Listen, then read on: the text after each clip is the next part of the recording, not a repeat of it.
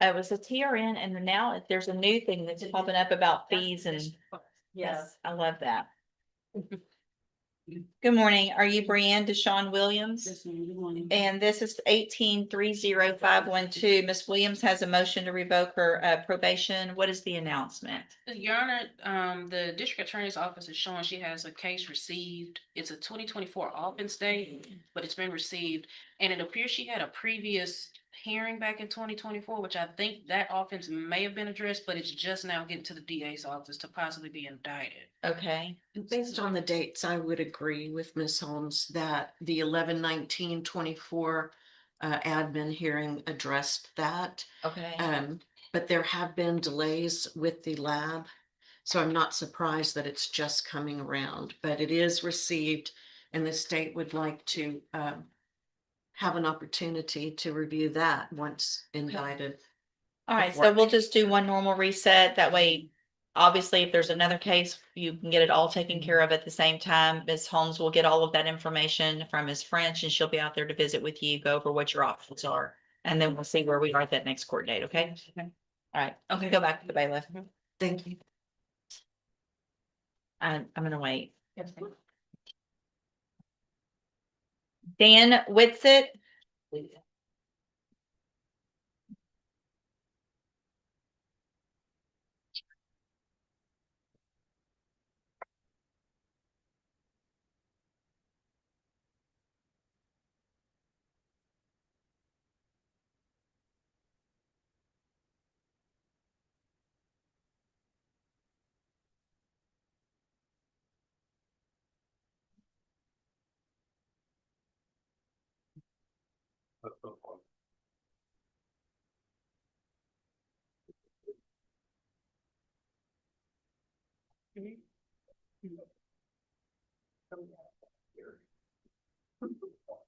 Good morning. Are you Dan Whitsitt? Yes, ma'am.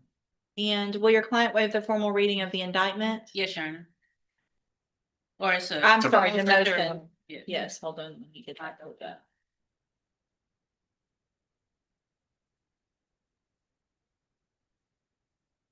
Let me get it pulled up real quick.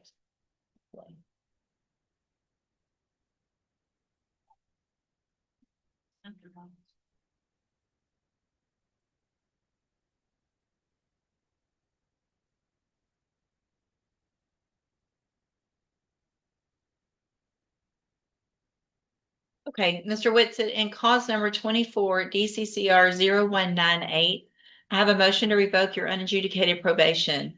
Shows that you were placed on probation July 1st of 2024 for the third-degree felony offense of injury to a child, elderly, or disabled individual, and that was a 3-year deferred probation that's been extended for 2 years. Is that correct? The motion alleges you violated your probation. Count 1 alleges that you failed to successfully complete the safety program and the aftercare, and that you were removed from it on December 18th of 2025. And is that true or not true? It's true. Count 2 alleges that you failed to provide verification of performing the community service hours as required. Is that true or not true? True. And then count 3 alleges that you're behind in your court assessed fees. Is that true or not true? True. Did you enter your pleas of true to counts 1, 2, and 3 freely and voluntarily? Yes, ma'am. And did you plead true to those counts because they're actually true? I have here on the tablet some documents that have your signature on them that the state's marked as exhibit number 1. Before you signed these, did you go over them with Ms. Holmes? Yes, ma'am. Do you fully understand them? Yes. And do you understand, if I follow the agreement that you've made with the district attorney, that you'll be waiving or giving up any right to appeal? Yes, ma'am. State tenders number 1. No objection. It's admitted. Is there any evidence that Mr. Whitsitt is not competent? No, Your Honor. All right, sir, I'm going to find that you entered your pleas of true to counts 1, 2, and 3 freely and voluntarily. Find that you're mentally competent to understand the nature and the consequences of those pleas. Find sufficient evidence to find you guilty, and at this time, find you guilty of the third-degree felony offense of injury to a child, elderly, or disabled individual. Sentence you in accordance with your agreement to a term of 3 years in the institutional division of the Texas Department of Corrections. You will receive credit on that sentence for any time that you've been in custody that the law gives you the right to receive. I've handed you the trial court certification that shows that this was an agreement that I followed, and so you've waived your right to appeal. I also handed you a written admonishment regarding your ineligibility to possess a firearm or ammunition. Because of the judgment entered against you, you're ineligible under Texas law to possess a firearm or ammunition. Possession of a firearm or ammunition could lead to charges against you. If you have questions about the laws that make you ineligible to possess a firearm or ammunition, or about how long that lasts, you can talk with Ms. Holmes. All right, good luck to you, sir. You can go back with the bailiff.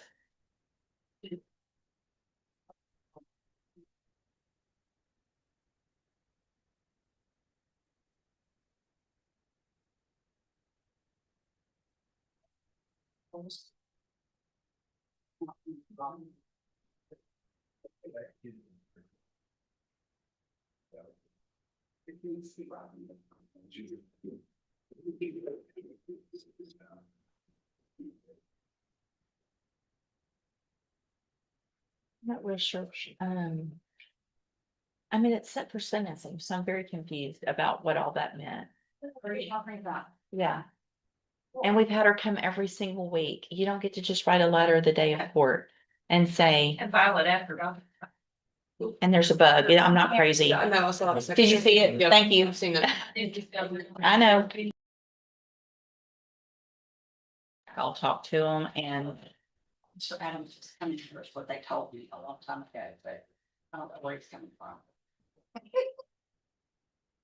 And he did not, I'm looking at the motion, he did not sign the motion.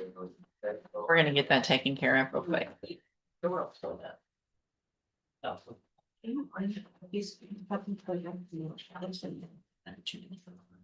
Yeah.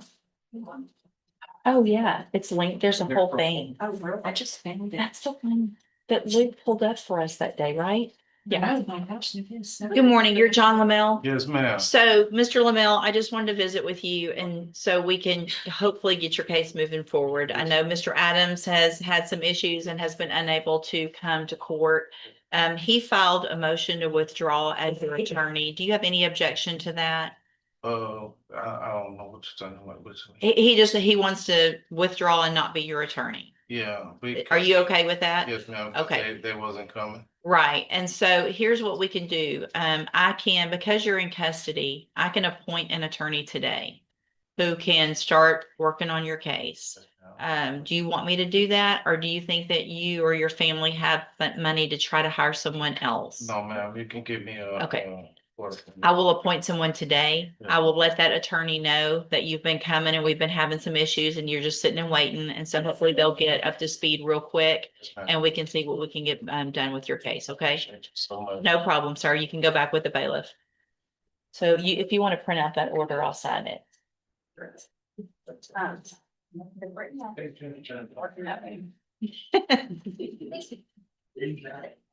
I mean, it's a state jail felony MTRP.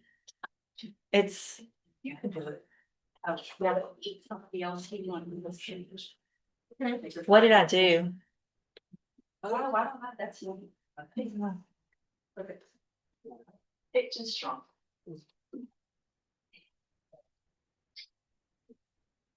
Yeah.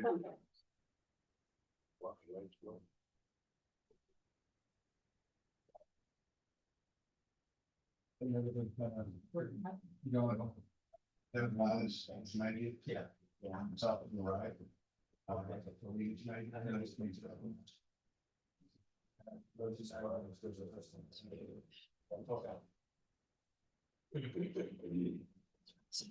And we think that Mr. Burbank will still be able to maybe come over for that bond hearing. We're just gonna kind of hold it until they're finished with closing argument next door.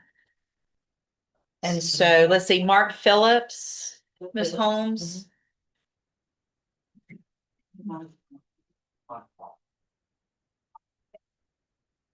I'll give a motion and give the date of the side.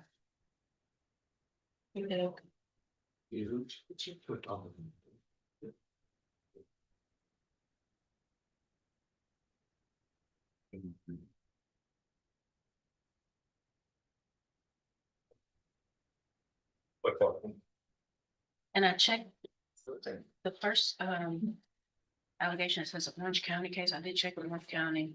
They said the case has not been filed. They said it's in review. Okay.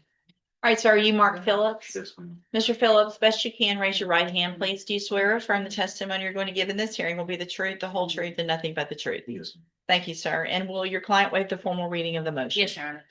Mr. Phillips, in clause number 21-36585, I have a motion to revoke your community supervision. Shows that you were placed on probation September 13th of 2021 for the third-degree felony offense of unlawful possession of a firearm by a felon. And that was a 10-year term in prison that was probated for 5 years. Is that correct? Yes. It alleges that you violated your probation. Count 1 alleges that you committed the new offense of assault family violence in Orange County on October 3rd of 2025. And is that true or not true? Count 2 alleges that you provided a urine sample August 13th, September 10th, and October 13th of 2025 that tested positive for marijuana. Is that true or not true? True. Count 3 alleges that you admitted to your Orange County probation officer that you used marijuana on or about August 27th of 2025. Is that true or not true? True. Count 4 alleges that you provided a urine sample November 6th of 2025 that tested positive for marijuana. And is that true or not true? True. Count 5 alleges that you admitted to the use of alcohol on August 27th of 2025 to your probation officer. Is that true or not true? True. And then count 6 alleges that you failed to prove the attendance of AANA meetings as directed by the substance abuse evaluation. Is that true or not true? So did you enter your pleas of true to counts 2, 3, 4, 5, and 6 freely and voluntarily? And because those counts are actually true. All right, then I'm going to find that you entered your pleas of true to counts 2 through 6 freely and voluntarily, find sufficient evidence to revoke your probation. However, I'm going to reset your case for sentencing, get the probation department to do an updated report that'll give me more information about what's been going on. Maybe get some more information about that count 1, the assault case, if the state intends to bring any evidence with regard to that. Well, I would think an 11 o'clock hearing would be enough. Should be true. Okay, so we'll set it at 11 o'clock for a hearing on sentencing. All right, go back with the bailiff. Again. Oh, sir, she needs your fingerprint, please.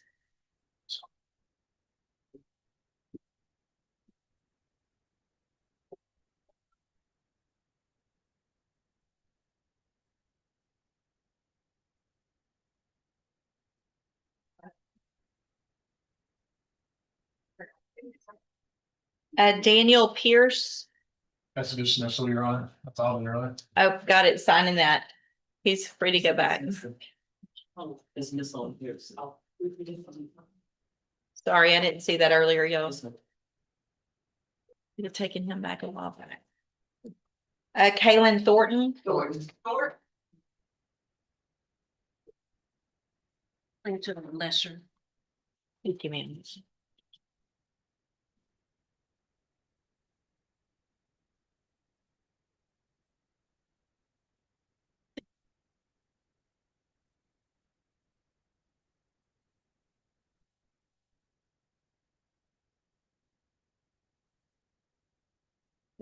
This is Mr. Coleman's Kaylin Thornton.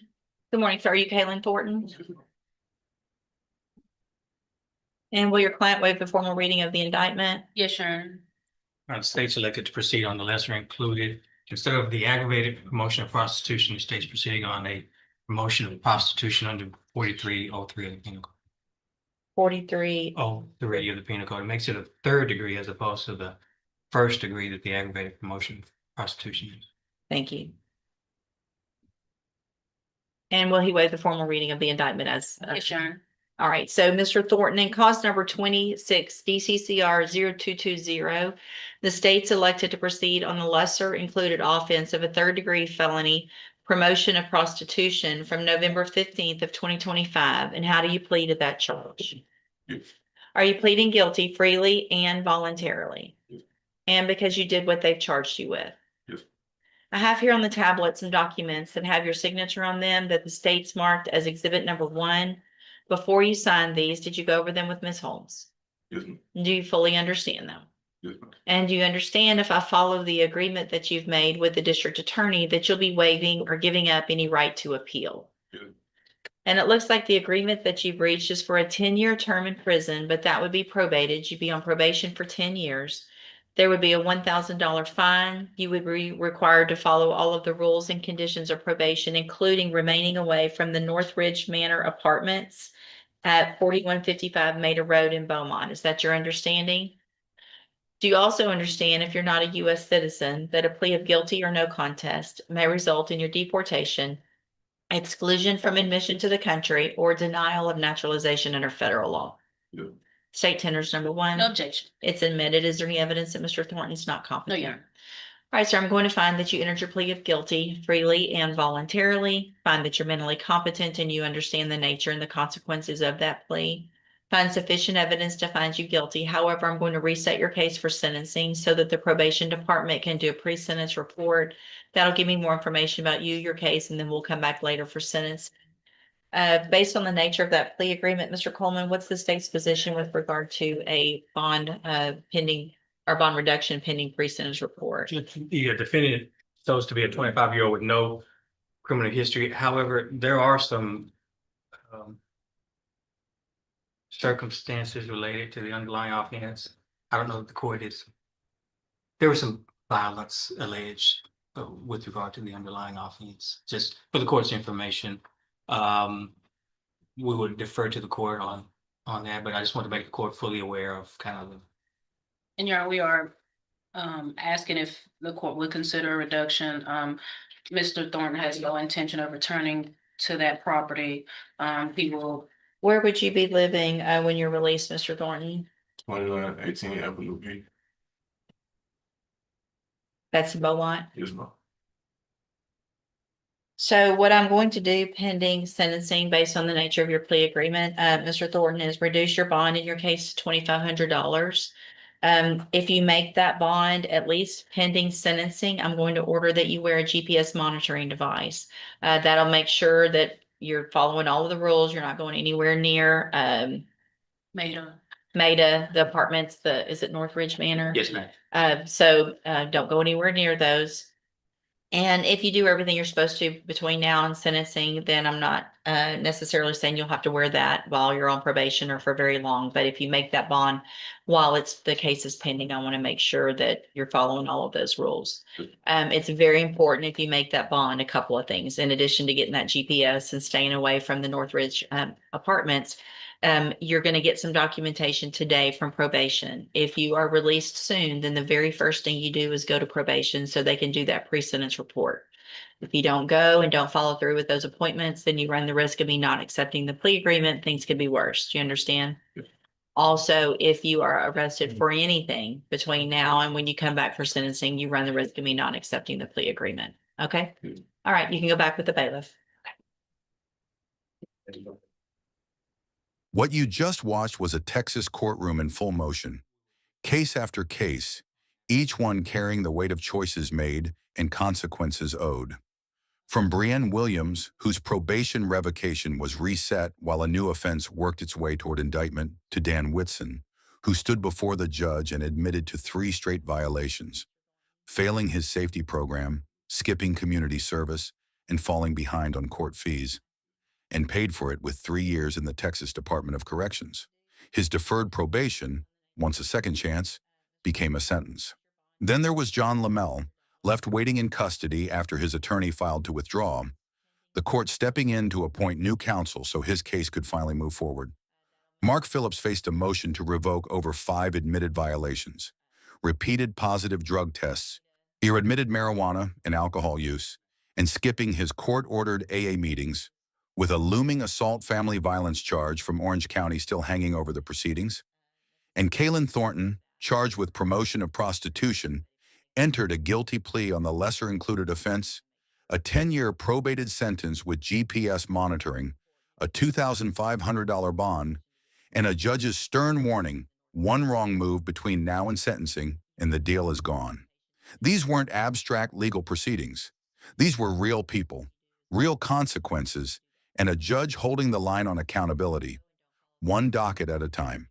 The courtroom doesn't wait for anyone, and neither does justice. If you found this case as eye-opening as we did, hit that like button, drop your thoughts in the comments, and subscribe for more real courtroom breakdowns, because justice never gets old. 24 point Hewan.